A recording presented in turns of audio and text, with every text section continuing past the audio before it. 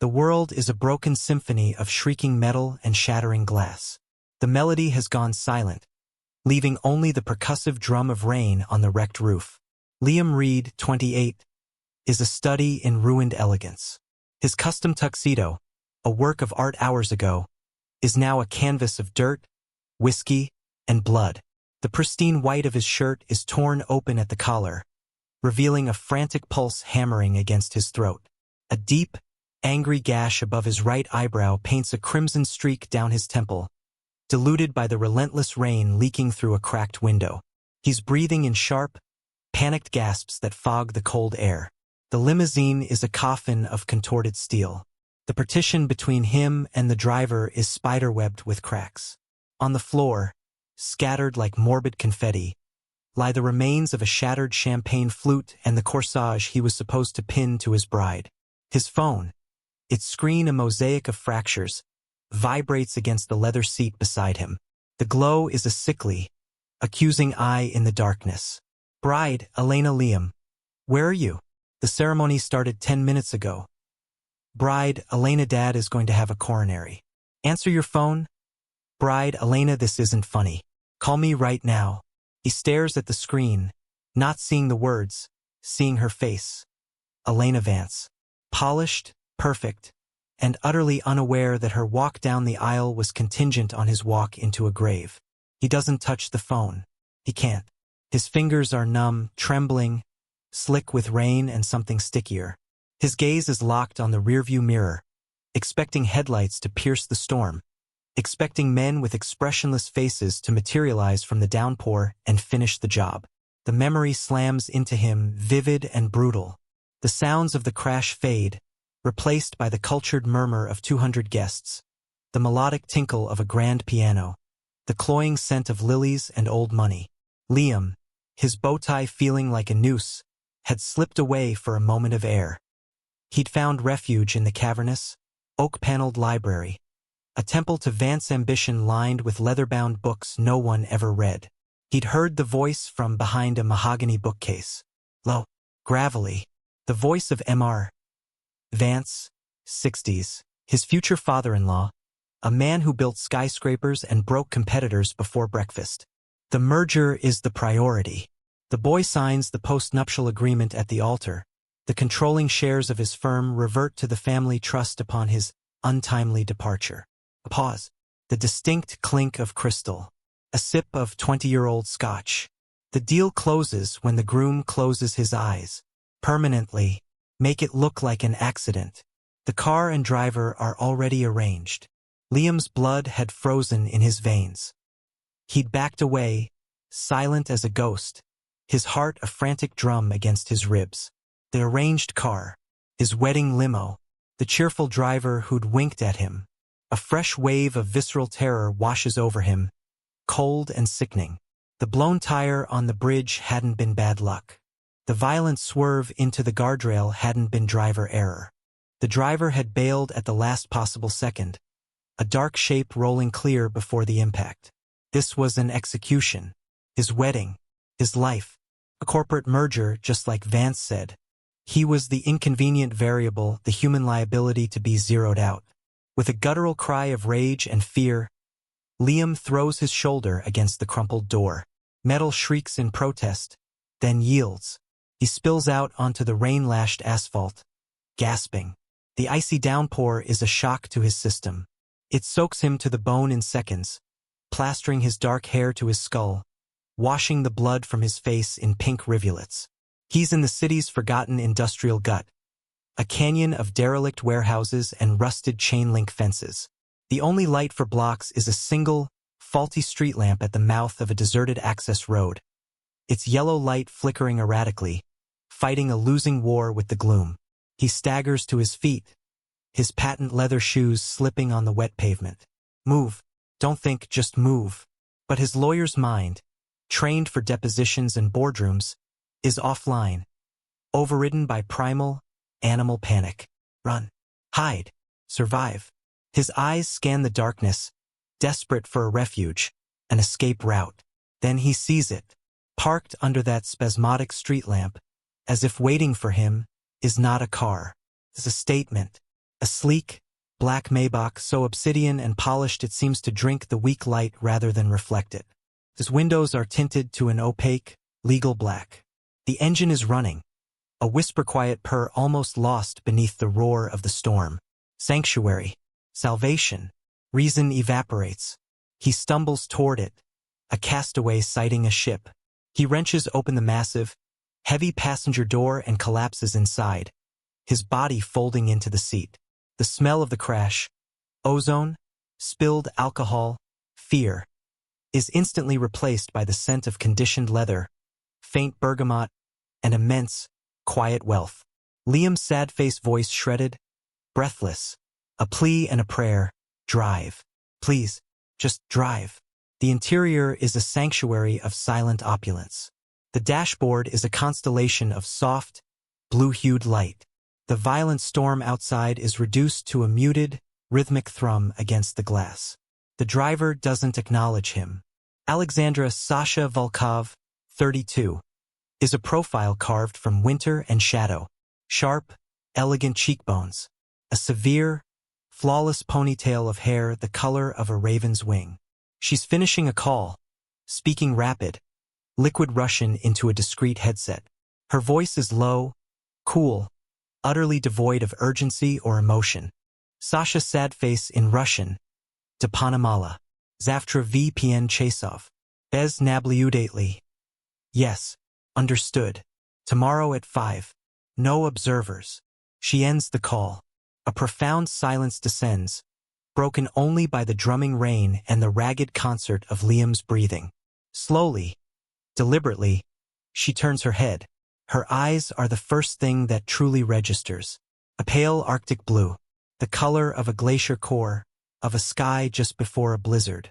They sweep over him, the destroyed tuxedo, the blood matting his hair, the raw, unvarnished terror in his expression, with the detached, analytical interest of a scientist examining a specimen.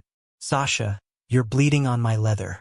Her voice is accented, the words precise and melodic, yet carrying zero warmth. It's a clinical observation, not a complaint. Liam looks down dumbly.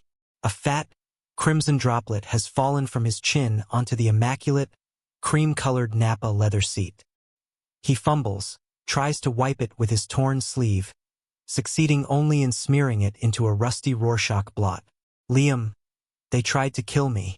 He hears the naked desperation in his own voice, the childish need for someone, anyone, to believe him. Sasha's glacial gaze holds his for a long, unnerving moment. Those eyes seem to dissect him layer by layer, assessing his truth, his usefulness, his potential for trouble. Something flickers at the very corner of her mouth. Not a smile, but the faintest ghost of recognition? Amusement at the cosmic joke of it all? Sasha finally looks at him, a slow, deliberate arch of one perfect eyebrow. Most people do. Then, without another word, she turns back to the wheel. Her hands, elegant and strong, settle on it. She doesn't ask for an address, doesn't demand an explanation, doesn't call the police. She simply floors the accelerator. The Maybach launches forward with a silent, electric surge of immense power, smooth and relentless as a shark moving through deep water. The world outside the tinted windows becomes a streaked, impressionist painting of rain and darkness. The wrecked limo, the flickering street lamp, the entire bloody nightmare is swallowed whole by the storm behind them. Liam slumps back into the profound comfort of the seat, the adrenaline beginning to ebb, leaving him trembling, hollow, and profoundly confused. He's safe. For this moment in this vault on wheels. He looks at the woman piloting him into the unknown. Her posture is regal, utterly relaxed yet completely in command. Her focus on the road is absolute. He has no idea who she is. He has no idea that he has just leapt from a frying pan owned by the Vances directly into a forge owned by the most dangerous woman on the eastern seaboard. The Maybach is a sensory deprivation tank of luxury. The only sounds are the subliminal hum of the electric motors, the metronomic thwump-thwump of the windshield wipers, and Liam's own shaky breaths slowly, gradually, coming under a semblance of control. The car's climate system bathes him in warmth, a stark contrast to the cold dread still leaching from his wet clothes and bones. Sasha drives with an unnerving, preternatural calm. She hasn't looked at him again, her gaze fixed on the rain-smeared world beyond the glass. Yet her presence is a tangible force in the confined space. Heavy, absolute, and disconcerting. Liam's mind, the lawyer part finally booting back up, begins its frantic calculation. Who is she? Where is she going? What's the angle? He assesses the car, easily $250,000. Her clothes, understated, impossibly expensive. Her demeanor, not fear, not curiosity, but a weary, sovereign tolerance. This isn't a good Samaritan. This is a person for whom his drama is a minor, inconvenient splash on a much larger, cleaner canvas. Liam, clearing his throat, the sound painfully loud in the quiet. I should thank you for stopping. No response. Not even a blink. Liam Reed. A beat. The wipers keep their steady, hypnotic rhythm. Sasha, without turning her head. I know. The two words are a bucket of ice water down his spine. How? You know me? CSHA local news breaks quickly. Promising attorney Liam Reed. Missing en route to his own wedding. Vehicle found wrecked. Signs of a struggle. They used your engagement photo. You looked more put together. Her tone is flat, disinterested, as if reciting a stock ticker. It wasn't a struggle. It was an assassination. SASHA obviously. She signals with a soft click, gliding the massive car into another lane with fluid, effortless precision. The bright lights of the city center are a blurry galaxy of color through the water-streaked, tinted windows. LAM the Vance family. My almost in-laws. They have interests, complex ones. My firm was handling the merger of their shipping logistics arm. I found irregularities. Shell companies. I was going to take the documents to the SEC. He trails off. It sounds pathetic now. A Boy Scout whistleblower fantasy that collided with the hard, brutal reality of power. CSHA, let me guess. You confronted them. With ethics. With paperwork. He flinches. She has distilled his entire tragedy into a sentence. And it tastes like naivete. SASHA and they, being a powerful family, decided a regulatory investigation was less efficient than a fatal traffic accident. LAM they framed me first. For embezzlement. The news, the police. They'll all be looking for me thinking I stole from my own clients and ran. I have nothing. No wallet. No phone.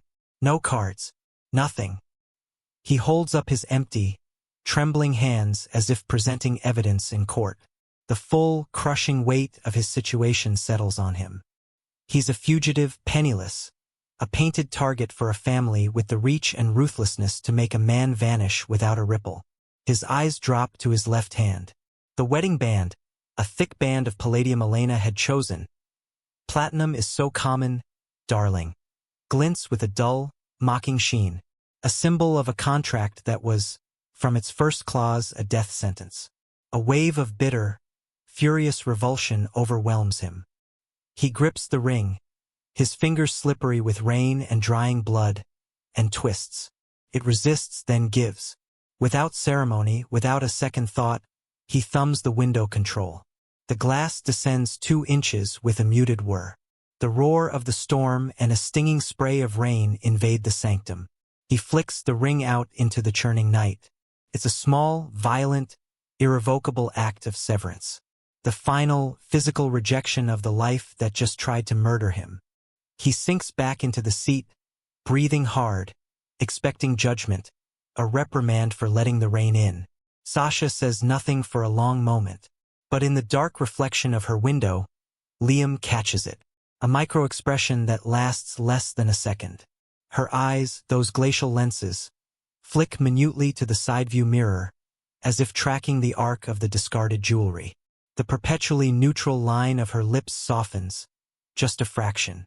Not a smile, not approval, but a spark of cognizant interest. The look a master chess player gives when an opponent makes an unexpectedly bold, sacrificial move. She touches a button on her door, and his window glides silently back up, restoring the vacuum seal. CSHA lawyer. Wedding. Powerful family. You're either very unlucky or very stupid. Liam, defiant, but the defiance is hollow, maybe I'm both. Sasha one night. He stares at her profile, not comprehending. Sash, I have a spare room. You can clean up.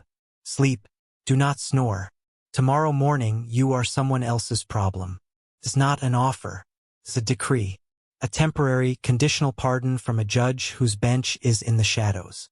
He should feel gratitude. Part of him does. But the cold, transactional finality of someone else's problem is its own kind of sentence. Liam, thank you. I just need to figure out how to. Turning beat. The sound tears through the insulated quiet, the primal, rising falling wail of police sirens.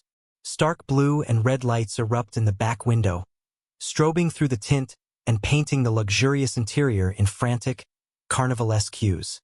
Liam's heart vaults into his throat. They found me. Already. Panic, pure and instinctual, short-circuits his brain. He ducks his head instinctively, even though the windows are practically opaque.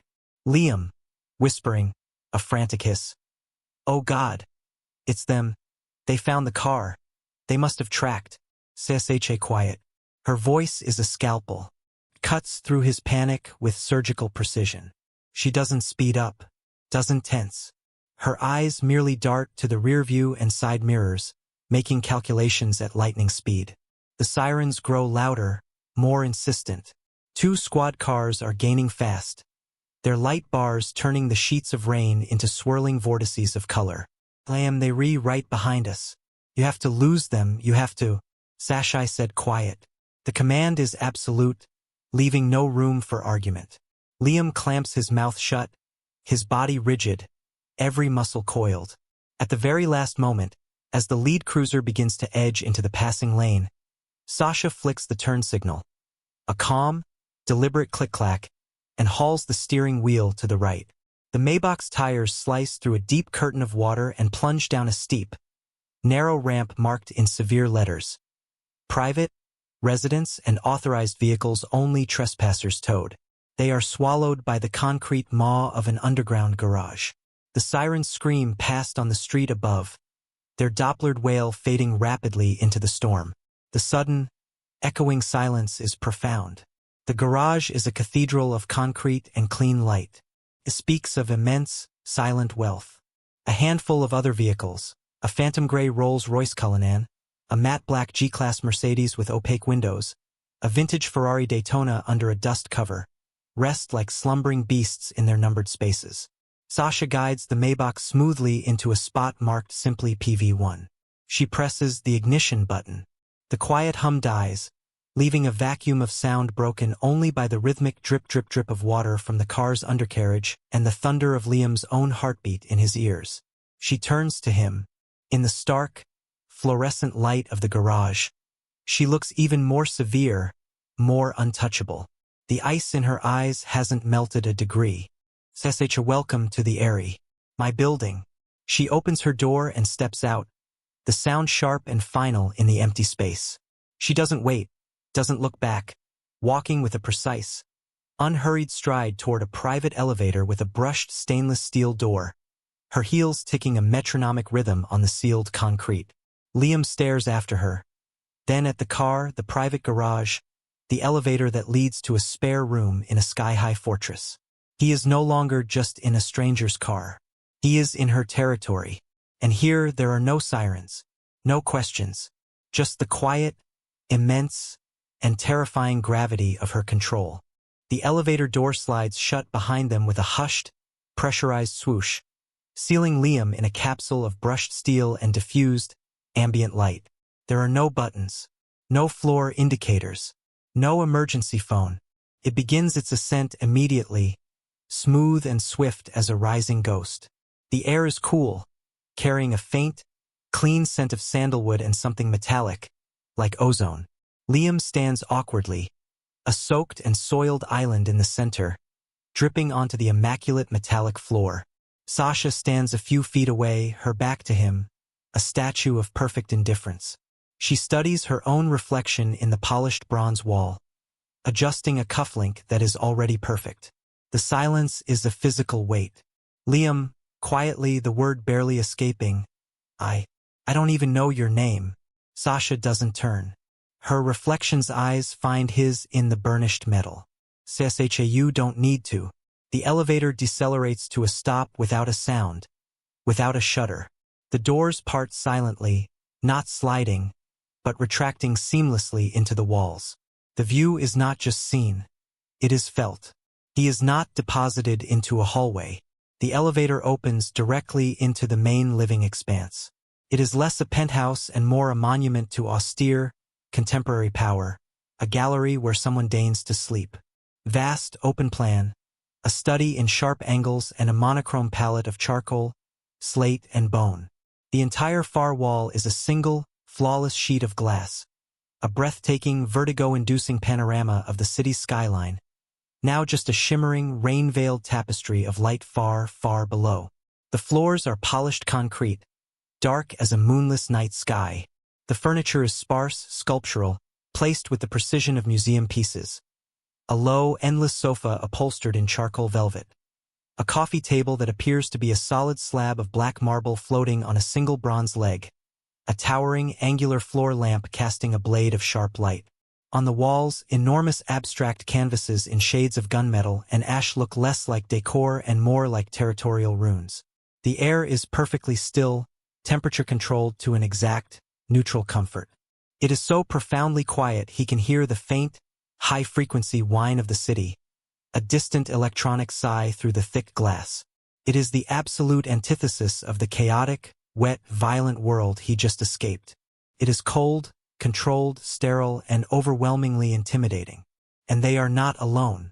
Standing in the center of the room, directly on the axis between the elevator and the view, is a man. Mikhail, 40s, is not merely large. He is a monument of contained violence. He has the thick neck and dense, slab-like shoulders of a draft animal, packed into a simple, black tactical turtleneck that emphasizes rather than conceals the threat. His head is shaved to a shadow, his face a map of old conflicts.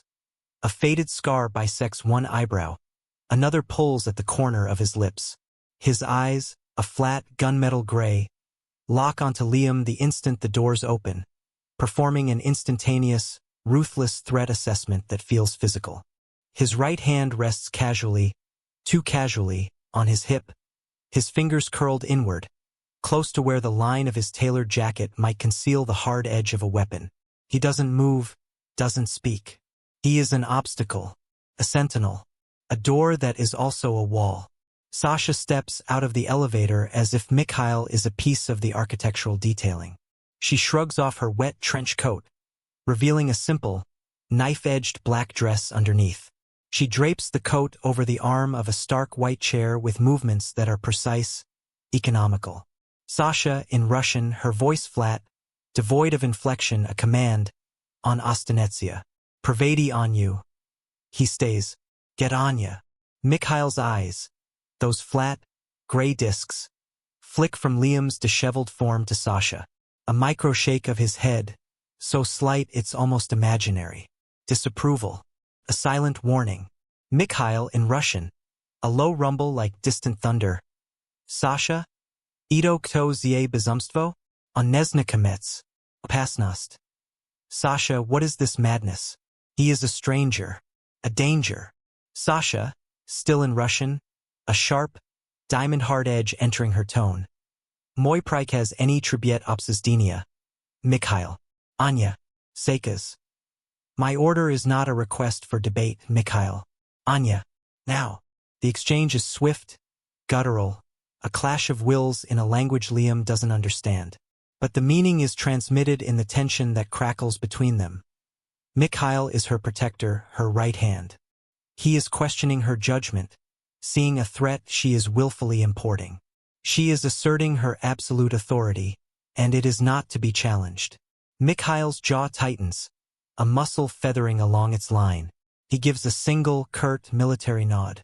But as he turns his gaze back to Liam, the pure, undiluted distrust in it is a palpable force.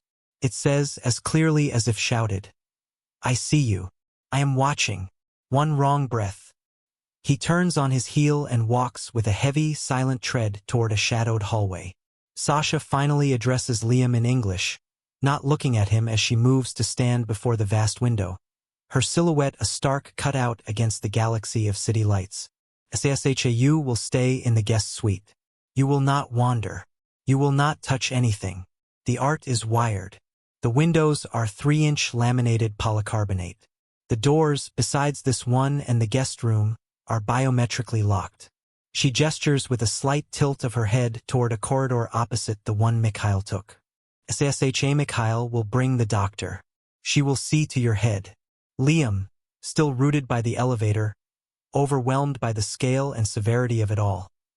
"This is... You live here? Alone?" Sasha turns then, slowly, fixing him with those glacial eyes.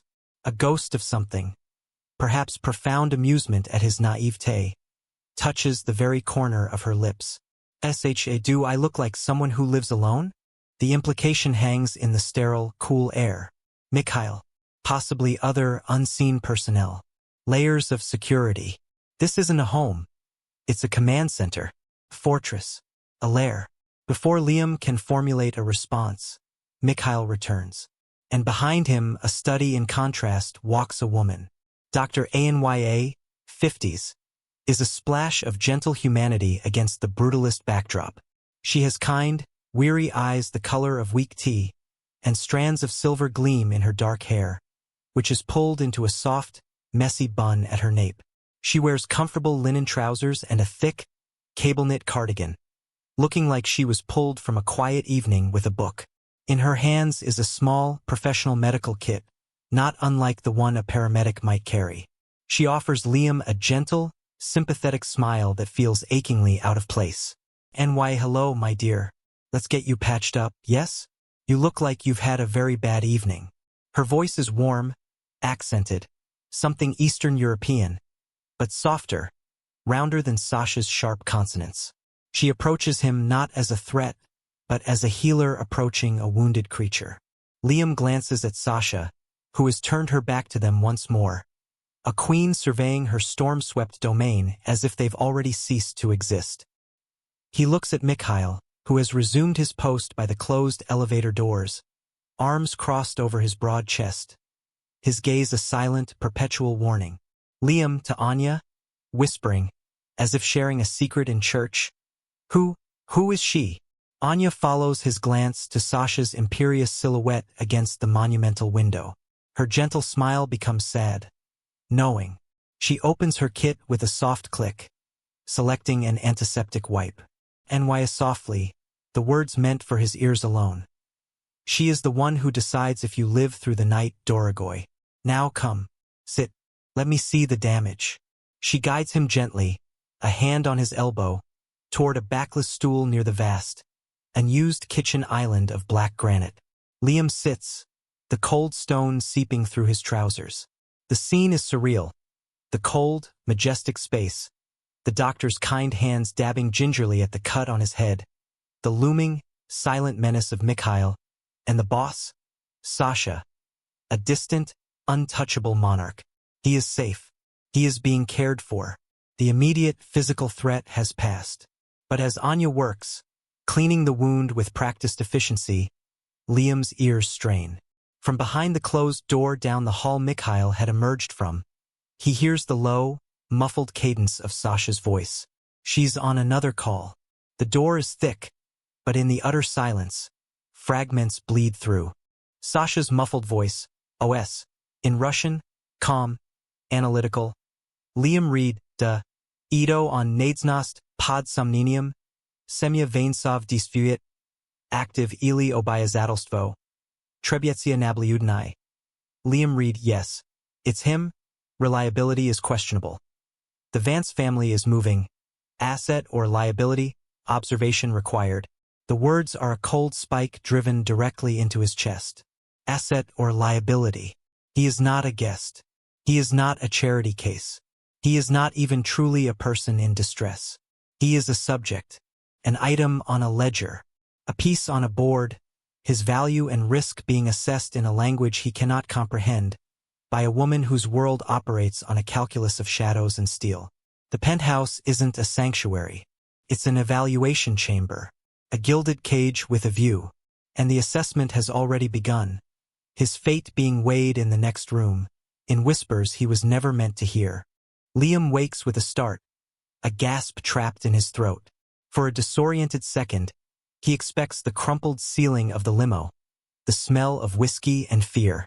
Instead, his eyes focus on a ceiling of recessed, cove-lit plaster, smooth and blank as fresh snow. He's in a bed wider than his old apartment's kitchen, swathed in linen sheets of such high thread count they feel like cool water against his skin. The room is as minimalist and severe as the main living area, but smaller, warmer. A single abstract painting, a violent slash of crimson on a field of gray, hangs on one wall. The only sound is the faint, distant hum of the city 30 stories below. Sunlight, sharp and clear after the night's storm, cuts through a gap in the blackout curtains. He's alive. He slept. The concept feels alien. Sitting neatly on a charcoal-upholstered bench at the foot of the bed is a stack of clothes. A pair of dark, tailored wool trousers, a simple gray cashmere sweater, black socks, and folded boxer briefs. All new. All his exact size. The casual, unnerving precision of it sends a fresh chill through him. They didn't guess. They knew. While he slept, someone, Mikhail, must have gotten his measurements. It's a silent message. We can know anything about you. We can provide anything for you. Or take it away. He showers in a bathroom of black marble and chrome, washing the last of the blood and rain and terror down a drain that makes no sound. The clothes fit perfectly. They feel like a second skin, and not entirely his own. Hesitantly, he opens the door to the main penthouse. The morning light transforms the space. The city view is no longer a stormy abstraction but a sharp, glittering diorama of power and money. And there, positioned like the focal point of the entire tableau, is Sasha. She sits at a long, low-glass desk that seems to float before the windows. 3 large, curved monitors are alive with a flowing tapestry of data, financial tickers, news feeds in multiple languages, complex geospatial maps dotted with moving icons. She wears a crisp white shirt, sleeves rolled precisely to her forearms, and her severe ponytail is even more exact than the night before. She types with a quiet, rapid efficiency, her eyes scanning the screens, absorbing information at a rate that feels superhuman. She doesn't look up as he approaches. Sasha, your face is on the morning news cycle, front and center. Her voice is calm, conversational, as if remarking on the weather. She taps a key. One of the screens switches to a local news broadcast. A too earnest anchor speaks over a split screen. On one side, Liam's polished engagement photo, smiling obliviously. On the other, a grainy still from what must be a security camera, showing a figure, him, blurred, stumbling away from the wrecked limo. News anchor VO. Wanted for questioning in connection with the alleged embezzlement of client funds. Reed, who was to be married last night to Elena Vance, daughter of prominent businessman Arthur Vance, disappeared following a single-vehicle accident. Police are treating his disappearance as flight. The graphic beneath his photo reads, wanted for questioning, Liam Reed, fraud, embezzlement. Liam's stomach plummets. Seeing it, made official, broadcast into a million homes, is a different kind of violence. Liam, it's a lie. I can prove it. I have the documents, the transfer records, SSHA proof doesn't matter. She finally turns her chair a quarter inch, just enough to look at him. Her expression is one of cool, almost academic detachment. SSHA perception is the only currency that matters in the world you just left, and the one you're standing in now. Right now, you are perceived as weak, as prey, as a thief on the run. That perception is a weapon your former family is wielding very effectively. She gestures to a sleek espresso machine on the kitchen island. SSHA coffee? He nods, numb. She makes 2 cups with the same economical precision she does everything, handing him one. The porcelain is scalding hot, the coffee rich and dark. Sasha can make that perception change. Liam stares at her over the rim of his cup. Why would you? SASHA, because I have a use for a mind that can spot the flaw in a system. Yours saw the corruption in the Vance merger. You just lacked the infrastructure to do anything about it. She sips her coffee, her eyes never leaving his. "SSHA, here is my offer. I clear your name. Not in a courtroom, that's a slow, leaky boat. I clear it in the waters where it actually matters. Police databases, media archives, financial watch lists. I make you a ghost to their systems. And in return, you stay under my protection. You use your legal mind to help me make certain of my assets palatable to the legitimate public eye." Liam's lawyer brain, the part that dissects clauses and subclauses, kicks into gear even through the fog of shock. "Liam, you want me to launder money." Sasha, crude term. "I have businesses. Import, export, logistics, real estate. They generate capital. Sometimes that capital's origins are complex. I want you to build structures, castles of legitimacy with proper foundations, where others might only see shifting sand. You don't touch the sand. You just design the castle that sits on top of it." Before he can process the monstrous scope of the bargain, a new voice, bright and sharp as a laser, cuts through the room. "Cello EOS. Ooh." The stray's awake, and he cleans up nice. Liam turns. A young woman leans against the doorway to the hallway Mikhail had used. CHLOE 25 is a human exclamation point in the monochrome space. Her hair is a shocking, vibrant pink, shaved on one side and long on the other. She wears ripped black jeans and a vintage band t-shirt under a cropped leather jacket covered in enamel pins. Her smile is wide, clever, and doesn't reach her intelligent, assessing eyes. She pushes off the door frame and saunters in, holding a tablet. HLOE, to Sasha, without looking away from Liam. He's got better bone structure in person. The engagement photo did him no favors.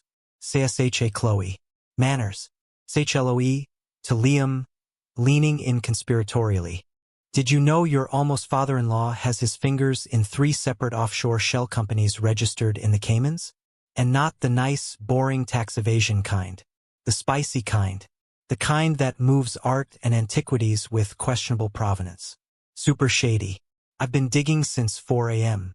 Fun stuff." She taps her tablet and shows him a complex web of interconnected corporate entities, all leading back to Arthur Vance. The depth of the intrusion, the speed, the casualness with which she unveils it. It's breathtaking. The scale of Sasha's operation truly hits Liam. This isn't a person with bodyguards. This is an enterprise with a legal front, her, a security apparatus, Mikhail, and an intelligence division, Chloe. He's not just in a penthouse. He's inside a sleek corporate engine, and he's just been offered a job in the legal department of a shadow conglomerate. He's in so far over his head, he can't see the surface. "Liam," to Sasha, his voice quiet. "What's the alternative? If I say no?" Sasha sets her coffee cup down with a soft, final click. "CSHA, you walk out that door. You take your chances with the perception the Vances have created for you. I wish you the best of luck." She says it without malice. It's a simple statement of fact. And they both know what that luck would entail. A cell or a shallow grave. Liam looks from Sasha's impassive face to Chloe's amused one, to the news still silently playing his wanted photo on the screen. He has no money, no identity, no allies. He has only a skill. He takes a deep breath, the weight of the decision settling on him like a lead cloak. "Liam, show me the first contract." A flicker in Sasha's eyes. Not a smile. An acknowledgement. "SASHA Chloe, send the Belgorod files to the study terminal." "Liam, follow me." The study is an even more concentrated version of Sasha. Severe, ordered, powerful. A wall of books, real ones, leather-bound, on economics, history, and military strategy, flanks a massive, raw steel desk. There are no personal photos, no mementos. A large monitor is already lit up, displaying a dense, 50-page document titled Belgorod Holdings Joint Venture Logistics Agreement. SASHA, the Belgorod Group, is a partner. This agreement governs the import of specialized agricultural equipment from Eastern Europe. Review it. Find the weaknesses, the exposures, the points where misunderstandings with customs officials could arise. Liam sits. He reads. Within 2 pages, the euphemisms become clear. The specialized agricultural equipment is described with specifications that match nothing used for farming, weight ratios, material composition, lack of standard safety certifications. It's a contract for shipping military-grade hardware, possibly weapons, disguised as tractor parts. His stomach turns. This is it. The first step across a line he can never uncross. But another part of him, the part that loved the puzzle of the law, engages. He starts scanning, his mind flipping through tax codes, international trade regulations, customs precedents. He ignores what is being moved and focuses purely on the how. An hour passes in intense silence. Sasha works at her desk, ignoring him completely. Finally, Liam sits back. He's found it. An obscure, nearly forgotten clause in a bilateral trade agreement between the US and a specific Eastern European nation. A mutual cultural exchange provision that allows for temporary import of specialist machinery for demonstration purposes, with a dramatically reduced tariff and streamlined customs inspection, if filed under a specific, little-used form. He doesn't just find a loophole, he engineers a new pathway. He drafts a 2-page rider to the contract, invoking the provision, specifying the cultural demonstration as a private security exhibition, and outlining the customs form. It's legal, it's bulletproof, and it would save whoever was behind this millions in duties and, more importantly, reduce official scrutiny to almost zero. He prints the rider. His hands are steady as he places it on the steel desk in front of Sasha. She reads it. Her face is a mask. She reads it again, slower. The only sound is the hum of the computer and the distant wail of a siren, 30 stories down. She looks up. CSHA clever. Liami's that a thank you? Sashate's an observation. You didn't just find a hole in the wall. You designed a new door and provided the key. She stands, picking up the paper. She doesn't praise him. She assesses the tool and finds it sharp. CSHA Mikhail. The door opens almost instantly. Mikhail stands there, having clearly been waiting just outside. CSHA show him the West Wing. The operational level.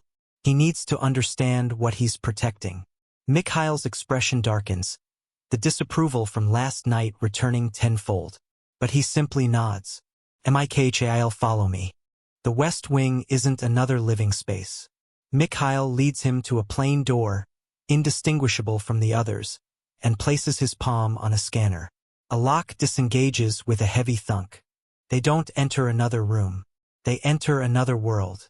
It's a massive, low-ceiling space the size of a trading floor. The wall Sasha's penthouse uses for a view is here covered in a vast, seamless video wall, currently split into dozens of live feeds.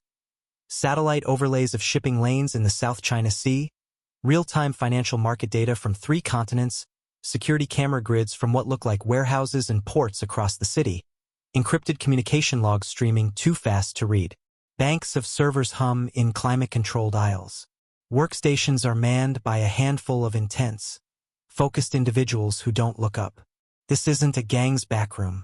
It's the nerve center of a corporation. A corporation that happens to deal in shadows. Mikhail, she built this. From nothing. After her father and brother were removed by partners who saw weakness. His voice is grudging, but there's a bedrock of reverence in it. Mikhail, men like me, from the old country, we swore loyalty to the Volkov name. But it was just a name. She earned it back. With blood, with intelligence, with this. He gestures at the room. Mikhail, we don't follow a boss. We follow her. You understand the difference? Liam understands. Sasha isn't just inheriting a throne. She is the architect of her own kingdom. The realization is terrifying and, against all reason, stirring. Mikhail, you have temporary, limited access. Terminal 7. You can view active logistics dossiers. Nothing else. Do not attempt to access anything else. He points to a solitary workstation in a less trafficked corner. Liam sits. The system recognizes him somehow, likely via the clothes, a chip, something, and logs him in to a sterile interface with a list of case files.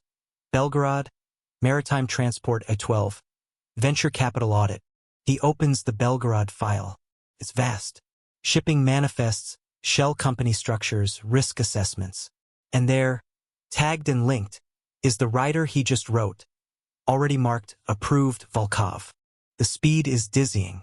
Curiosity, that fatal lawyer's itch, gets the better of him. He navigates away from the logistics menus. There's a search function. He shouldn't. He knows he shouldn't. He types his own name, Liam Reed. A file appears instantly, labeled Project Phoenix. His pulse hammers in his ears. He clicks it. It's a dossier. Exhaustive. His academic records, his bar exam results, his employment history at the firm. Psychological profiles pulled from where? Social media analyses. Then the new additions. Photos of him from last night, exiting the wreck. Traffic camera footage of the Maybach picking him up. A full, damning biography of the Vance family and their known methods. It's the file of a person of interest. An asset being vetted. He scrolls to the end. A final assessment document, dated today, 8:47 a.m. Assessment. Liam Reed. Skills. Legal acumen, exceptional. Analytical capacity, high. Psychological profile, idealistic but persecuted. Prime for recalibration. Loyalty drivers. Survival, desire for justice, intellectual challenged. Potential, high. Liability, high. Vance entanglement. Moral compass requires monitoring. Immediate recommendation. Observe. Utilize in contained. Testing capacity. Final disposition pending. Final disposition. The words are cold, clinical. He's a stock being evaluated for a portfolio. A bright red pop-up flashes across the bottom of the screen, jarring him from his horrified trance. Access logged. Admin alert. Unauthorized navigation to personnel files. Fear, cold and sharp, lances through him. He tries to close the window, but it's too late. A shadow falls across the desk. He turns slowly. Sasha stands in the doorway of the war room. She's not looking at the massive screens, not at Mikhail. Her glacial blue eyes are fixed solely on him. Her expression is unreadable, but the air in the room seems to drop 10 degrees. The soft hum of the servers now sounds like a warning siren. She doesn't speak. She doesn't have to. The screen between them still glows with the evidence of his transgression. Cliffhanger. Sasha takes one step into the room, then another, her heels silent on the anti-static flooring. She is a storm contained in a human form, walking directly toward him. The hum of the servers becomes a roar in Liam's ears. Sasha moves through the command center with a predator's grace, the focus technicians parting around her like water around a stone. Her gaze never wavers from him. She stops at Terminal 7, looking not at Liam, but at the screen still displaying his own damning dossier. CSHA Chloe. Clear the room. 5 minutes. CHLOE voice over intercom. All business now, copy. 5-minute privacy protocol. Initiating. A soft alarm chimes. The handful of technicians stand in unison, power down their stations in a rehearsed sequence, and file out a side door without a word or a glance. Only Mikhail remains, a statue by the main entrance, his hand now openly resting on the grip of the pistol holstered at his back. The heavy door hisses shut. Silence, but for the persistent hum. Liam finds his voice, fueled by a surge of adrenaline and bitter betrayal. Liam, you knew. From the very beginning. The car, the street lamp. It wasn't an accident I found you. You were there. You were watching. Sasha finally looks at him. Her expression isn't guilty. It's patient, as if explaining a simple fact to a slow child. CSHA, the Vances made a move in my city. On a bridge I own through 3 layers of holding companies. They created a spectacle, a body, in my territory. I observe all threats. You were a component of that threat, a variable in their equation. I observed the variable. So I was just, what? A piece of intelligence? A stray you picked up for examination? SASHA, you were a potential vector. A man running from a powerful enemy is either a liability or an opportunity. I assessed which. Now you are an asset. Liam slams his hand on the desk, the sound echoing. I'm a person, not an asset, not a vector. They tried to kill me. For the first time, a flicker of true emotion crosses Sasha's face. Not sympathy, but a flash of impatience, as if his outburst is a tedious procedural error. Sasha, in a low, dangerous tone, in my world, those are not mutually exclusive. Every person in this room is an asset. Mikhail is an asset of protection and violence. Chloe is an asset of information. Their value is their skill, their loyalty. Their humanity is what makes them effective. Do not confuse the two. She takes a step closer, invading his space. He can smell her perfume, cold jasmine and ozone. Sasha, I saved your life when I had no reason to. I gave you a weapon more powerful than any gun. Knowledge. The knowledge of what you're truly up against. The knowledge of what you can truly become. Now you have a choice. She leans in, her voice dropping to a whisper that seems to vibrate in his bones. Sasha, you can stay the scared rabbit, jumping at shadows, waiting for the world to decide your fate. You can walk out that door and see how long you last. Or, she pauses, her ice blue eyes drilling into his. Sasha, you can learn to bite. The words hang in the sterile, electrified air. Liam's fury is a hot coal in his chest. But beneath it, something else is stirring. The raw, unjust fury at the Vances. The intellectual thrill of the loophole he found. The terrifying, magnetic pull of the woman before him, who operated on a scale of power and certainty he'd never imagined. He looks at the dossier on the screen. Liability, high. He looks at Sasha. She isn't offering friendship. She isn't offering redemption. She's offering a role, purpose, a sword, and an enemy to wield it against. He thinks of Elena's empty smile, of Arthur Vance's voice in the library, of the cold, calculated murder disguised as a car crash. His fear doesn't vanish, transmutes. It becomes fuel. He doesn't look away from her. Liam, what's my next assignment? A beat. Sasha straightens up. The intensity doesn't leave her eyes, but it shifts, hardening into something like approval. She gestures to the now blank screen. Sasha, Chloe will send you the files on our maritime logistics partners. Look for inefficiencies, legal exposure. I want them airtight by the end of the week. She turns to leave, then stops, glancing back. Sasha and Liam? The next time you go digging in personnel files, don't get caught. She walks away, Mikhail falling into step behind her. The heavy door seals shut, leaving Liam alone in the humming, empty nerve center of a shadow empire. He's made his choice. Shot one. Liam at a new, dedicated workstation in a glass-walled office adjacent to the war room. Stacks of virtual and real files surround him. He's immersed, highlighting complex international trade clauses on a tablet. Shot two. Liam walking with Mikhail through a sprawling, spotless warehouse down by the docks. Mikhail points to shipping containers with cryptic codes. Liam takes notes on his phone, his eyes scanning not the cargo, but the safety compliance posters, the customs stamps, the worker logs. Shot three. Quick cuts. Liam drafting a bulletproof contract for an art gallery acquisition. A glimpse.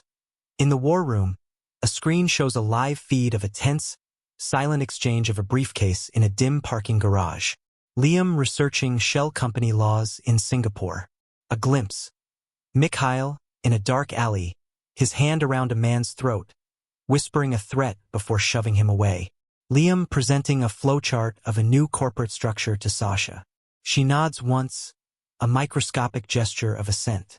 Shot four. The unspoken tension. Liam looks up from his work in the office to see Sasha watching him from the war room doorway, her expression inscrutable. He holds her gaze for a second too long before she turns away. Later, Sasha passes him in the penthouse hallway. Their arms brush. Both stiffen, but neither moves away immediately. Shot five. Found family. Chloe rolls her chair into Mikhail's path in the war room. Oh, hey, big guy. You have something on your face. Oh wait, that's just your permanent scowl. Mikhail grunts, but a reluctant, almost invisible smile touches his lips as he flicks her ear. Chloe grins, victorious. Liam can't sleep, The city is a carpet of light below. He finds Sasha already there, leaning against the railing. She's shed her armor. No blazer, just a simple black tank top. Her hair down for the first time, a dark cascade over her shoulders. She holds a glass of amber liquor, staring out with a hollowed-out expression he's never seen. She looks tired, human. He almost retreats, but she speaks without turning. Sasha can sleep either? Liamy brain won't shut off. Too many clauses, too many loopholes. Sasha, useful problem to have. A long silence stretches, comfortable in its discomfort. Liam, why do you do all this? Really? The power? The money? Can't just be that. Sasha takes a slow sip. She doesn't answer for so long he thinks she won't. Sasha, quietly, her voice stripped of its usual ice. I was 24. My father and brother were gone. I walked into a boardroom of men who had known me since I was in pigtails. One of them, a man my father called a brother, patted the empty chair next to him and said, "Come sit, Devachka. The adults are talking." She turns her head, and the city lights reflect in her eyes, making them look like shattered glass. Sasha's not about the power. It's about the silence that comes after. The silence when you walk into a room and no one dares to speak. The silence when you give an order and it is carried out without question. It's about building a world where the word little girl can never be used against you, or anyone under your protection, ever again. The raw honesty hits Liam harder than any display of violence could. He sees it now, the fortress, the army, the empire, all an immense, terrifying reaction to a single, patronizing moment. Liam, built more than silence. You've built a kingdom. A ghost of a smile touches her lips. Sasha, kingdoms require lawyers. Good ones. They stand in shared silence, looking at the kingdom she built, the understanding between them a new, fragile thread in the complex web. The restaurant, Elie Signe Noir, is the epitome of quiet, brutalist luxury. Concrete, dark wood, hushed tones. Liam sits beside Sasha in a secluded booth. Across from them are two men. Emar Kovacs, 50s, Hungarian with the calm eyes of a crocodile, and his severe, silent associate. Liam is playing his part perfectly. He's Liam Thorne, Sasha's in-house counsel, negotiating the fine print of a joint venture in European luxury transportation. He speaks in measured, precise terms about liability waivers and jurisdictional arbitration, using his lawyerly skills to make criminal collusion sound like a Standard & Poor's deal. Sasha watches him, a faint trace of approval in her eyes. He's no longer a liability. He's an instrument and he's in tune. Kovacs to Sasha, ignoring Liam. Your man is thorough. I appreciate thoroughness. Sasha, he ensures our mutual interests are protected. From all angles. It happens with shocking speed. The front window of the restaurant explodes inward in a shower of crystalline shards. Not a crash, a targeted, percussive bang from a shotgun blast. Chaos. Patrons scream, dive. Three men in black balaclavas and tactical gear storm through the shattered opening, weapons raised. Their barrels are not sweeping the room. They are fixed on Sasha's booth. Time seems to slow. Liam sees the lead gunman's finger tighten on the trigger. He doesn't think. He acts. He throws his entire body across Sasha, a human shield, shoving her sideways off the booth bench and onto the hard floor behind the solid marble table. A searing line of fire traces across his upper arm. The bullet meant for her skull grazes him instead, tearing through his suit jacket and shirt. Then, controlled violence erupts. Mikhail, who had been a shadow by the entrance, is a blur. Pistol appears in his hand. Two suppressed THWIP sounds. The lead gunman drops. Chloe, from a corner table where she'd been posing as a solo diner, hurls a glass ashtray with shocking force, catching a second gunman in the temple. Sasha, from the floor, has already drawn a small, sleek pistol from under her dress. She doesn't fire. She waits, her eyes cold and calculating as Mikhail and two other diners, her security team, neutralize the third attacker with brutal, close-quarters efficiency. It's over in 15 seconds. The silence that follows is broken by moans, the tinkle of falling glass, and the acrid smell of gunpowder. Liam clutches his bleeding arm, grimacing. Sasha is already on her knees beside him, her composure back, but her eyes are wide, scanning him. Sasha re-hit. Liam through gritted teeth. It's a graze. She doesn't ask. She rips the sleeve of her own silk blouse with a fierce tear and binds it tightly around his arm to staunch the bleeding. Her hands are steady, but there's a frantic energy to her movements. Sasha, why did you do that? You're not a soldier. You're not paid to take bullets. Liam, wincing as she tightens the knot. I don't know. It's the truth. It was pure, instinctual reflex. No calculation. No claws. Their faces are inches apart. Her breath is warm on his cheek.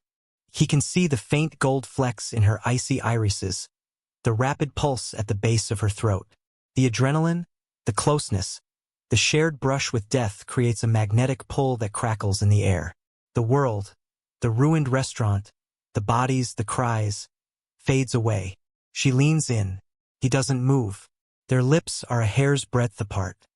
He can smell her perfume, the coppery tang of his own blood, the charged ozone of violence. Her eyes search his, asking a silent, dangerous question. The almost kiss. Then, Mikhail's voice, hard and urgent, shatters the moment. Mikhail boss. Sasha pulls back a fraction, her eyes still locked on Liam's. Mikhail the shooter, the one still breathing. He talked, fast. It was a Vance hire. Everything changes. The vulnerability in Sasha's eyes evaporates, replaced by a glacial, homicidal fury. The air around her seems to freeze. She stands up, releasing Liam. Sasha, voice like cracking ice. Then it's not a business dispute anymore. It's war. She looks down at Liam, the moment of near intimacy gone, replaced by a new, fierce protectiveness. Sasha Mikhail, get him to Anya. Now, secure the perimeter. Chloe, scrub every camera in a 10-block radius. I want the Vance Holdings dossier on my screen in 20 minutes. She is no longer a woman who almost kissed him. She is a general. And the enemy has just been named. End of Act 3 cliffhanger. In penthouse, later that night. Liam's arm is bandaged. He's in a fresh sweater. Sasha is at her desk, a map of Vance assets glowing before her. Chloe bursts in from the war room, her face pale, all her usual irreverence gone. Shloe boss. We have a bigger problem. Sasha looks up, impatient. Sasha what? Chloe I've been running diagnostics since the hit. Their team knew the location, knew the table, knew the security layout. They didn't just guess. She takes a deep breath, her words dropping like stones. Chloe, the hit squad had real-time intel. From inside our communications loop. There's a mole. The leak is coming from inside the inner circle. The camera holds on Sasha's face. The fury turns inward, colder, more dangerous. Her eyes sweep the room. Liam, Chloe, the doorway where Mikhail stands. The trust that held her kingdom together has just been poisoned. The air in the penthouse is no longer cool and controlled. It's thick, charged, and freezing cold. Paranoia has a temperature, and it's absolute zero. Sasha stands before the vast window, her back to the room, a silhouette against the city lights. She has gathered the only 5 people who had access to the operational details of the restaurant meeting. Mikhail, Chloe, Dr. Anya, Liam, and herself. No one sits. They stand in a loose, tense semicircle. Mikhail is rigid, his scarred face a mask of cold fury. Chloe fidgets with a stress ball, her usual humor replaced by pale anxiety. Anya looks drawn, her hands clasped tightly in front of her. Liam's arm throbs under its bandage. Sasha doesn't turn. Her voice, when it comes, is calm, quiet, and utterly lethal. Sasha, one of you sold me. The sentence hangs, a guillotine blade waiting to drop. No one speaks. Sasha, the shooters had the location, the time, the seating chart, and the security perimeter. That information existed in exactly 5 places. It is now in 6. Someone in this room made a copy. Mikhail's voice is a low growl. Mikhail, it was not me. Sasha finally turns, her eyes scanning them. Loyalty is not proclaimed. It is demonstrated by absence of betrayal. So, demonstrate. She begins a cold, methodical interrogation. To Mikhail, where were you from 1800 to 2000 hours? To Chloe, show me your personal device logs. Every outbound packet from the last 48 hours. Now, to Liam, you are the newest variable. The Vances have the most obvious leverage over you, your life. Liam meets her gaze, not flinching. Check my access logs. I was drafting the maritime amendments in my office. The system logs keystrokes. You'll see I never opened a communication portal. Sasha's eyes flick to Chloe, who gives a tiny, confirming nod. Liam's alibi is digital and it's solid. It's Chloe who, running diagnostics on her tablet, speaks up, her voice shaky. Chloe, the security rotation for the restaurant was altered at 16:32 yesterday. Overrode the standard weekly protocol. The change was authorized by an admin-level medical override code. All eyes turn to Anya. The medical codes are hers. Anya's face goes ashen. Says a doctor? Anya, I didn't. I swear, Sasha. I would never. Liam quietly thinking aloud, the sedative. The strong one you used to calm me after the crash. Propofol. It's missing from the inventory log I saw when you treated my arm. He isn't accusing. He's presenting a fact, connecting dots like it's a legal brief. A medical code was used. A controlled substance is missing. These are anomalies. Anya looks at him, her eyes wide with a terrible, dawning horror. Not at being caught, but at something else. Sasha's flashback, 2 minutes. A younger Sasha, 27, drowned in a black veil, stands over 2 open graves. Her father and brother, side by side. Around her, a ring of men in dark coats, her father's partners. Their faces show not grief, but calculation. Pity. Amateurish ambition. One, a bear-like man named Lenny, puts a heavy hand on her shoulder. Lenny, don't you worry, girlie. We'll take care of everything. You just be a good daughter and sign where we tell you. Sasha doesn't look at him. She stares at the coffins. Sasha stands before Lenny, who is tied to a chair. She wears a black pantsuit, not mourning clothes. Her face is clean of tears. Around her stand a few young, fierce-looking men, Mikhail among them. Lenny, sweating, blustering. Sasha, sweetheart, this is a mistake. I was your father's friend. Sasha, voice trembling, but clear. You were the friend who gave the order to the driver who cut their brakes. For a 12% larger share. She raises a pistol. Her hands shake violently. She closes her eyes for a second, steadies her breath. When she opens them, the shake is gone, replaced by ice. Sashimi first order as head of this family is this. Loyalty is the only currency. Betrayal has only one exchange rate. She pulls the trigger. The bang is enormous in the concrete space. Back to present, int. Penthouse, night. Anya breaks. A sob tears from her throat. She collapses into a chair, her body folding in on itself. And why they have my Katia. My daughter. They took her from her university library 3 days ago. They showed me a live feed. They said if I didn't give them the meeting details, if I didn't provide a medical code to alter the logs, they'd send her back to me in pieces. She looks up at Sasha, her face ravaged by guilt and terror. And why I am so sorry. I am so sorry. Please. She's all I have. The room is silent. The fury on Mikhail's face softens into grim understanding. Chloe looks sick. Sasha walks over to Anya. She doesn't comfort her. She crouches down, eye level, her voice dropping to a deadly, quiet register. Sasha, where is your daughter now? It's not a question of sympathy. It's a demand for data. The mother in Anya is shattered. The boss in Sasha is already formulating a plan. The switch is instant, absolute.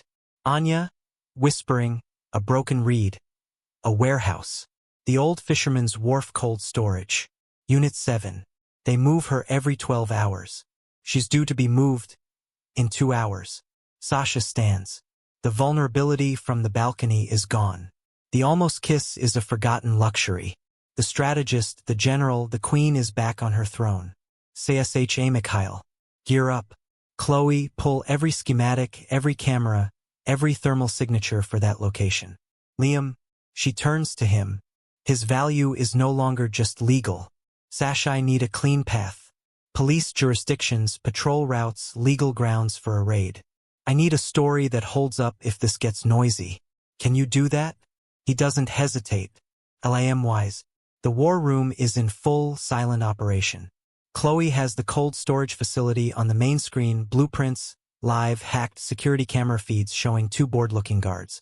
Liam is at a separate terminal, maps and legal databases open. He works with a focused intensity Sasha hasn't seen before. He's not just finding loopholes, he's engineering reality. Liam to Chloe. The precinct that covers that wharf is Precinct 12. Their shift change is at 3 a.m. That's in 25 minutes. Patrol density drops by 60% for a 20-minute window. CHLOE got it. Feed looping on their dashcam routes now. They'll see empty streets. Liam to himself, then to Sasha. The warehouse is owned by Advance Shell, but the lease is technically void. They missed a hazard insurance payment. That gives us a pretext. A concerned property manager investigating a squatter call. We'll need a fake ID, a cover story. Sasha, watching him, a strange expression on her face. You're not the man who fell into my car. Liam looks up from the screen, meeting her gaze across the humming room. The unspoken events of the night. The almost kiss, the taking of a bullet, the unmasking of the mole hang between them. Liam, no. I'm the man who chose to stay. It's more than an answer. It's a declaration. He's not her asset, her employee, or her victim. He is her accomplice, her partner by choice. Sasha holds his look for a long moment, then gives a single, slow nod. The partnership is solidified in the blueprint of a rescue mission. CSHA Mikhail. You have a green light. Extraction only. Minimal noise. The child is the sole priority. Mikhail, now clad in black tactical gear, checks his weapon. Mikhail understood. And the guards? Sasha's eyes are cold. CSHA, if they look at the child wrong, end them. Otherwise, incapacitate. We're not animals. We're professionals. 1. War Room. Liam and CHLOE. Liam tracks police bands on one screen. All quiet in Sector Foxtrot. Chloe manipulates the warehouse cameras, freezing the feed on a loop showing empty hallways. Loop is live. You have eyes, but they don't have you. 2. Fisherman's Wharf Cold Storage. Unit 7. Mikhail's TM3 shadows flit through the maze of corroded storage units. Mikhail leads, silent as smoke. They reach Unit 7. A tech places a breaching charge on the lock. A soft POP. The door swings open. Inside, two guards playing cards. Before they can rise, Mikhail is on them. Two precise, brutal strikes. They slump. In a corner, a teenage girl, Katia, 16, is tied to a chair, gagged, terrified. Mikhail cuts her bonds with a knife. Mikhail, softly, in rough Russian, Tai v bezopasnosti. My idem domoi. You're safe. We're going home. Sasha into phone. I believe you're holding a child, Mr. Vance. Let me be clear. If your men touch one hair on that girl's head, I will not kill you. I will dissolve your empire in acid, sell the components to your enemies, and make you watch from a cell as your daughter learns my name as a bedtime prayer. Do you understand? She listens, a cruel smile touching her lips. CSHA good. We have an understanding. She hangs up. Liam, watching her from the war room doorway, sees her full, terrifying scope. The ruthless calculus, the protective fury, the absolute willingness to become a monster to defend what's hers. He's not frightened. He's in awe. Mikhail's team exfiltrates with Katia, a blanket around her shoulders. They vanish into a waiting, unmarked van just as a distant police siren wails. Unrelated, but perfectly timed. Anya is on her knees, clutching her sobbing daughter. Tears of gratitude stream down her face. NYA, thank you. Thank you. Sasha looks down at them, her expression unreadable. Then she speaks. CSHAU will be driven to the airport tonight. There is a house for you in Nice. A bank account. You will never return to this country. You will never contact anyone here again. You betrayed me, but you did it for your child. So you live in exile. It's not forgiveness. It's a sentence. But it's a mercy so shocking, so out of character for the ruthless boss, that Liam stares. She spares the traitor because she understands the motive. The human calculus, again. Anya nods, understanding the immense gift of her life. She is led away with her daughter. Mid-ACT reveal. Chloe, who has been digging deeper into the Vance Financials post-rescue, lets out a low whistle.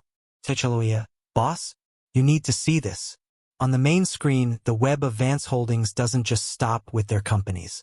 Lines extend out, connecting to a dense, multinational cluster of entities with names like Palace Group, Chimera Holdings. At the center is a simple, ominous logo, a serpent coiled around a globe. Techeloia, the Vances aren't the big fish. They're a franchise. They're backed by this thing, the consortium. It looks like a private treaty organization for people like you, but on a global scale. They move governments, not guns. She pulls up intercepted correspondence. Coded messages about removing regional obstacles to free trade. CHLOE, one of the obstacles listed is us. Volkov operations. This isn't about Liam or a rival family. The Vances moving on Liam. Sasha finishes the thought, her voice hollow with realization. CSHA was the first move. Provocation. They used him as bait, to see if I would bite, to gauge my strength, my responses, my weaknesses. She turns to Liam, the truth dawning in her ice-blue eyes. CSHA, you were never the target. You were the bait. For me, the game has just expanded from a city rivalry to a global shadow war, and Liam was the pawn that started it all. Before the magnitude of this can fully sink in, every screen in the war room flashes red. Piercing, electronic alarm blares through the speakers. Chloe's fingers fly over her keyboard, her face draining of color. Cello E breach. Multiple signatures. Ground floor, parking level, service elevators, they're bypassing all the protocols. They're not hacking. They have the codes. She looks up, her eyes wide with terror. Seychelloi, they re-hear. A full assault team. They're in the building. The camera swings to the main entrance of the penthouse. The heavy steel door begins to glow orange around the edges, a thermal lance cutting through. The orange glow around the penthouse door turns white-hot, then melts into a molten stream of steel. With a deafening crunch, the door is kicked inward. Chaos unleashed. 6 men in tactical gear, not Vance's usual thugs, but professional mercenaries with the cold, efficient look of ex-special forces, pour through the breach.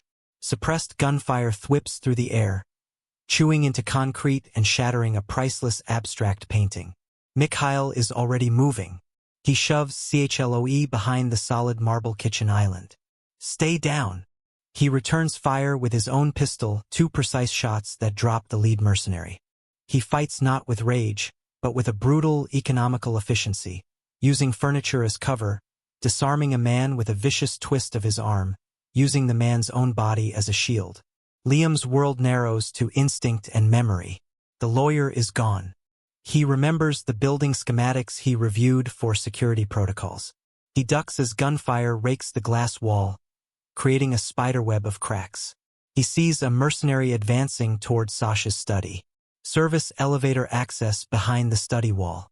For art transport, he doesn't think. He runs, not away, but laterally, sliding across the polished floor behind the long sofa. He grabs a heavy, solid bronze bookend, a Rodin reproduction, and as the mercenary passes the study door, Liam rises and swings. The thud is sickening. The man goes down. Liam fumbles for the man's dropped rifle. It's heavy, alien in his hands. He's never fired one. He sees another mercenary turn toward him, raising his weapon. Panic, then clarity. He squeezes the trigger. The recoil jolts his wounded arm, sending fresh agony through him. The burst goes wide, but it's enough to make the mercenary duck. Liam uses the second to scramble into the study. Sasha is a symphony of controlled violence.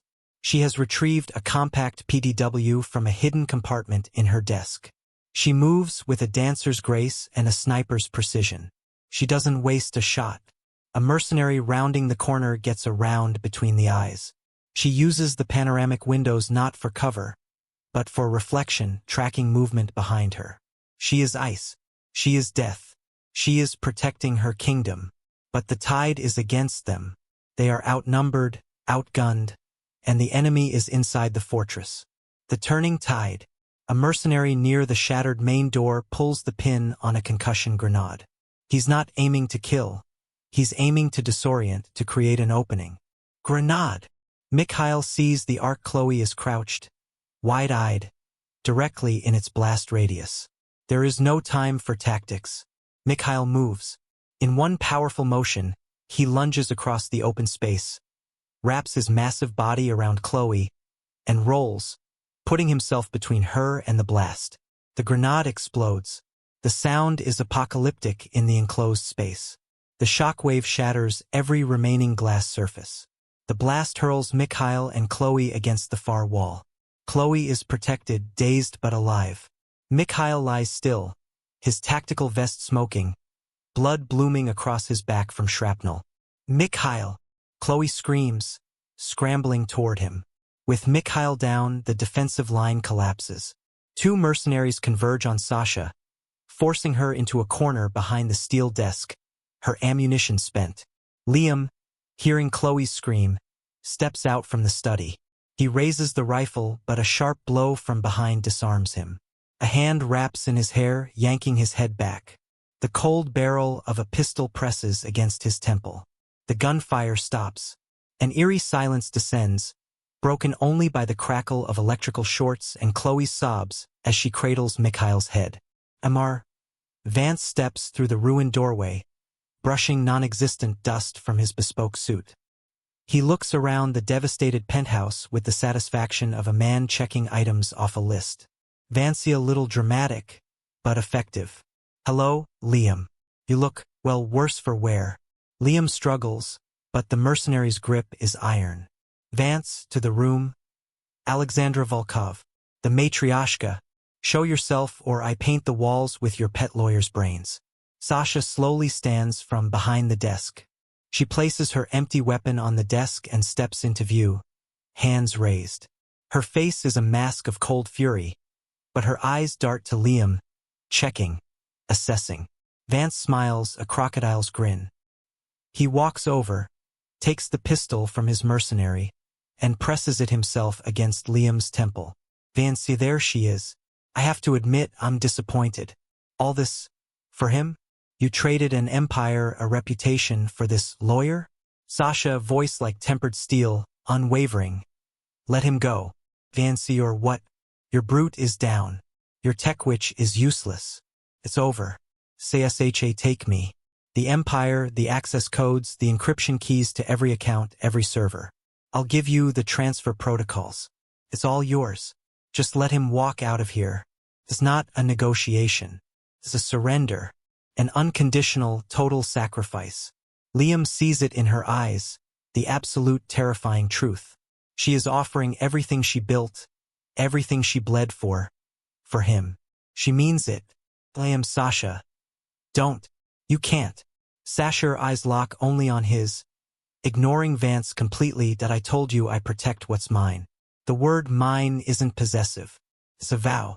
It's the answer to every unasked question from the balcony, the restaurant, the war room. Vance's smile widens, triumphant. He sees it too. He sees her weakness, exposed and offered to him on a silver platter. Vance chuckles sentiment. The great Volkov's fatal flaw. Very well. He slowly lowers the gun from Liam's head. He turns it, aiming the barrel directly at Sasha's heart. His finger tightens on the trigger. Vance, the deal is accepted.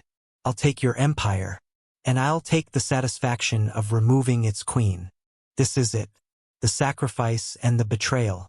Liam's mind races. The penthouse is dead. Chloe is down. Mikhail is down. But Chloe's voice from hours ago echoes in his head. I gave you a panic button, a dead man's switch. Crush it, and everything we have on the Vances goes public everywhere all at once. It's a scorched earth protocol. Only use it if it's all over. The small, metallic pen drive is in his pocket. He's been clutching it since the siege began. I am Chloe, now. With all his strength, he crushes the drive in his pocket. He feels the circuitry inside snap. For a second, nothing happens. Vance sneers. Then the world erupts. Every screen in the penthouse. The shattered TVs, Chloe's tablets. The war room feeds bleeding through on wall monitors. Flares to life. Not with static, but with a cascade of documents, videos, audio recordings, financial transfers. The evidence is raw, damning, and broadcast on a public-facing, untraceable server Chloe had prepped. On screens, video of Vance ordering the hit on Liam's limo. Audio of him discussing human trafficking routes. Spreadsheets of bribes to city officials. The murder of a rival. But it doesn't stop there. Chloe's final act, triggered by the switch, sends the data not just to screens, but as a citywide emergency broadcast override to every phone, every public news feed, every police terminal in the metropolitan area. Vance's face goes from triumph to confusion to abject horror as his own voice, his own sins, blare from the speakers of his own men's phones. Vancino, kill them all. But the moment is shattered. The mercenaries hesitate, distracted by the implosion of their employer's world. Distant, but growing rapidly closer, is the unified wail of dozens of police sirens, converging on the area. Vance, screaming in incoherent rage, swings his gun back toward Liam and fires. Sasha moves. She doesn't dive for cover. She tackles Liam, throwing them both to the ground as the bullet tears through the space where he stood. They hit the floor together. Sasha rolls, snatching the fallen rifle Liam had dropped. She fires from the ground, a sustained burst that cuts down the mercenary holding Liam and forces Vance to scramble behind an overturned table. Liam, his hands free now, grabs the pistol from the fallen mercenary. He's not hesitant anymore. He fires beside Sasha, covering her as she rises. It's a fierce, final exchange of gunfire in the ruined penthouse. The remaining mercenaries, realizing the police are seconds away and their payday has become a life sentence, begin to retreat towards the entrance. Vance, cornered and desperate, rises from behind the table, aiming at Sasha's back. A single, thunderous bang echoes, not from Vance's gun. Vance staggers, a look of profound surprise on his face. He looks down at the red bloom spreading across his pristine white shirt. He collapses. Behind him, propped up against the wall, one arm hanging useless, is Mikhail. Smoke curls from the barrel of the heavy revolver in his other, shaking hand. His eyes are glazed with pain, but filled with grim satisfaction. He gives a weak nod to Sasha before his head lolls back. Chloe crawls to him, applying pressure to his new wound. Silence, except for the cacophony of sirens now directly outside, and the distant, tinny playback of Vance's crimes from a dozen devices.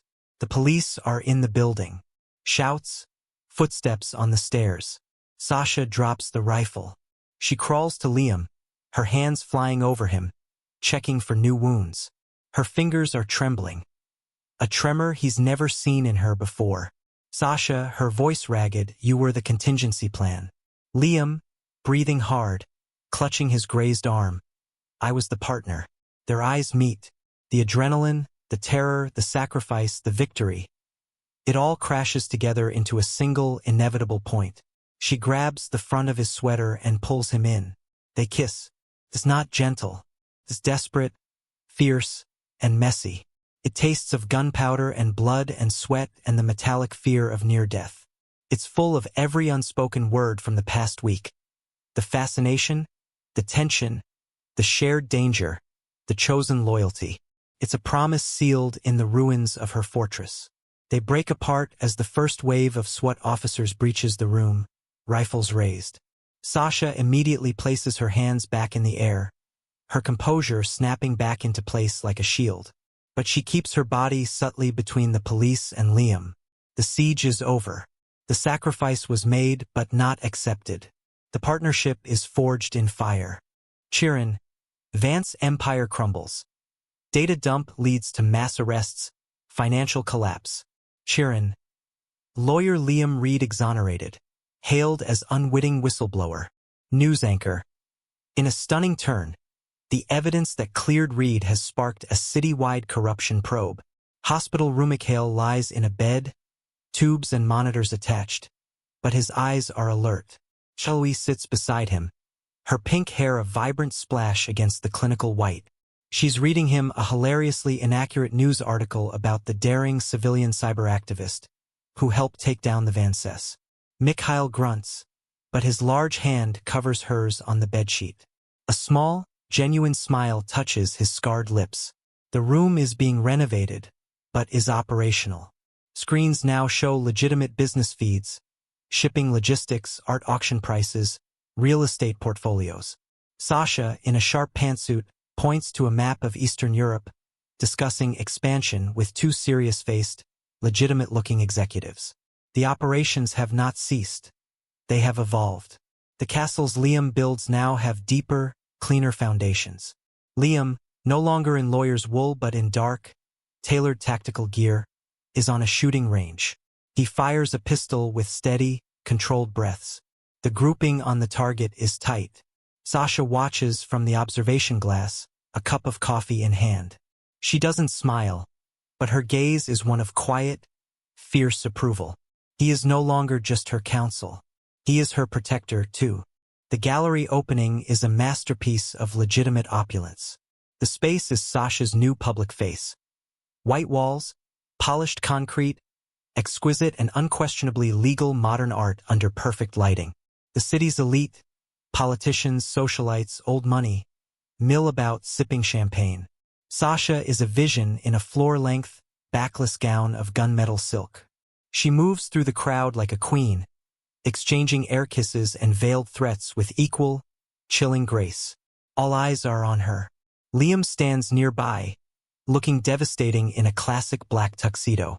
A tiny, flesh-colored earpiece is visible if you know where to look. He watches her, his expression one of undisguised pride and deep, abiding love. He is her anchor. She is his storm. She glides over to him, her hand finding the small of his back with a possessive ease. Sasha, whispering, lips close to his ear. A lover's secret. The Italian consul by the Pollock. His wife is admiring you. He's funneling Calabrian cartel money through antiquities. Get close. She's the key to his books. Liam looks at the elegant older couple across the room. He smirks, a new confidence in his eyes. LIAM business or pleasure? Sasha turns his face toward hers with a gentle finger under his chin.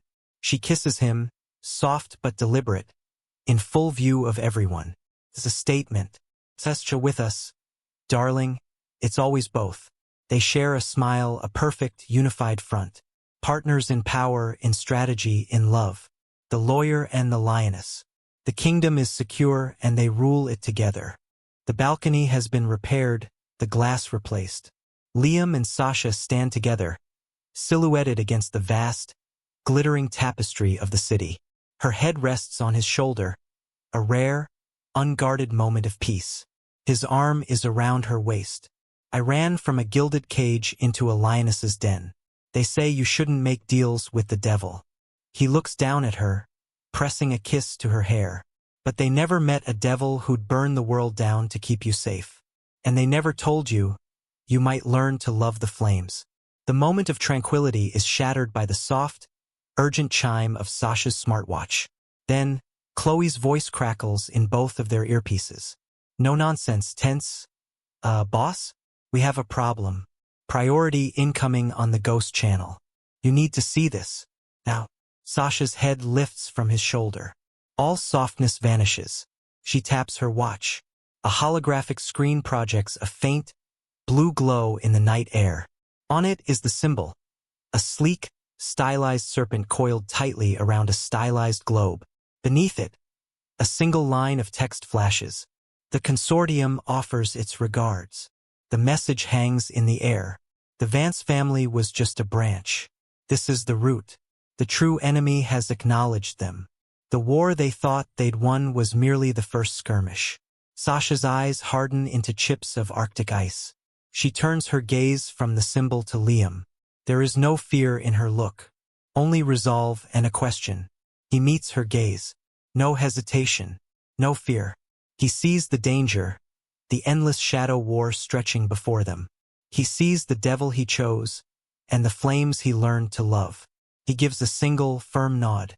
Ready. Sasha's hand finds his. Their fingers intertwine. A tight, unbreakable clasp. They turn together, a united front, to face the vast, dark city and the greater threat lurking within it.